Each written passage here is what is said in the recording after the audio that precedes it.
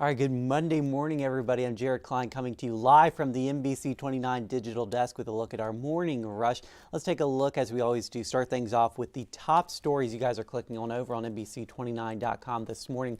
Coming in at number one, applications for housing vouchers opening soon in Charlottesville and Albemarle. We'll get to that story in just a moment. At number two, officials say a jogger was injured in a cow attack and the owner is facing potential charges. Yeah, that story's from up in Maine. And then at number three, Shema Al-Mustafa awarded the Blackburn Scholarship by UVA. This is a story we told you about last week coming out of Albemarle High School. A very deserving young woman there. So go ahead and check out that story if you have a chance. But let's get things started with that first story, the housing voucher program in Albemarle and Charlottesville. People in the Charlottesville and Albemarle area in need of housing support are in luck. The Charlottesville Redevelopment and Housing Authority and the Albemarle County Office of Housing will be opening their Housing Choice Voucher program this coming week. It helps community members who may need assistance with rent. For people who do apply, they are eligible depending on their income. The voucher lets people search on the open market with no restrictions. When we say search on the open market, it is just that. They do have to go apply somewhere and get accepted by the property itself. And then we do some paperwork and we review the unit and help them move towards a lease up. And if you need rental assistance, Charlottesville's voucher program opens today and Albemarle County's opens this Thursday on April 6th. Well, Jaunt will remain fare-free even as the pandemic continues to wind down. Some good news for riders there. Now, the ride service began offering the perk during COVID, and Jaunt found that it was actually saving money by cutting fares. We did go to a fare-free system during the pandemic, and we were able to afford that because of the COVID money. But before I got here, they did a study that showed that it cost us more money to collect fares than we actually got. Jaunt relies on federal and state funding and money from the 7 areas it serves to operate. A national study says the pandemic really cut into public transportation ridership. 4 in 5 riders opted out during that time. All right, well, here's a really cool story coming out of the University of Virginia. That's where a first-year student is working to prevent school shootings. He is creating an app to keep both students and teachers safe. And our Jacob Phillips spoke with him. Here's what he had to say. I really got excited by just the impact it could have on saving lives. Alexander Halpern, a freshman at UVA, created Safeline. It serves as an anonymous line of communication between high school students and school administration and security. The idea came to him when he was little. Throughout middle school and high school, we had always had lockdown drills kind of in preparation for a potential active shooter situation.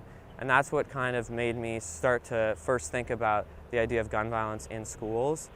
As he got older, he knew there needed to be a way for students to report life-threatening scenarios on school grounds. Over the years, I started thinking about what resources students might want to have in the event of an active shooter situation, as well as how students could play a role in stopping other incidents that might occur at schools. So he came up with an app.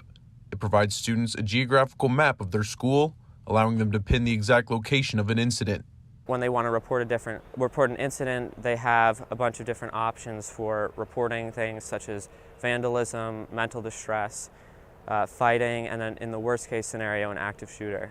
Once a student reports any suspicious behavior, the information is sent directly to administrators and security. I think it's really important for schools to be able to respond immediately to the different safety concerns and well-being concerns that students have when they're at school or during the school day. Halpern feels this service would help schools catch potential signs of gun violence before they occur. I think there can be multiple different factors that might indicate a potential school shooting. Safeline would allow students to anonymously report these issues so that the school can take the necessary actions in order to ensure the safety of the school environment. In Charlottesville, Jacob Phillips, NBC29 News. All right, well, 2 men and a truck is taking donations for its Movers for Moms campaign. All throughout April, you can find donation bins like these in multiple locations around Charlottesville, including the Madison House, UVA Women's Center, Rudy's Rug Cleaning, and Reed's Super Save Market. The company is looking for items a mother would enjoy. We want to go the extra mile. You know, it's Mother's Day. We want these mothers to feel special, to feel taken care of. So, you know, comfort items like comfy slippers, a nice robe. And at the end of the month, all the items will be donated to the Charlottesville Shelter for Help in Emergency.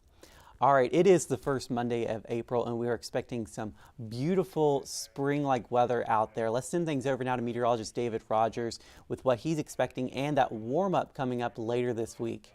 Good morning, everyone. On this Monday morning, getting our day off to a rather cold start, mainly because of the light wind and clear sky, but should be a very nice warm-up for us today.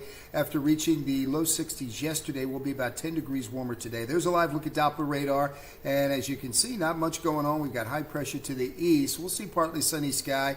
Southerly breeze will increase today at about 10 to 15 miles an hour. Rain showers, a few embedded thunderstorms will mainly be off to our south. Meanwhile, our next chance for rain will come from a frontal boundary that's now out west. That will head our way and bring some rain showers, maybe a scattered thunderstorm to the area as we look ahead to your day on Thursday. In the meantime, conditions will continue to warm, 70s today, and by the middle of the week, we're talking about lower to middle 80s. That's a quick look at your forecast for now. Have a great and safe day.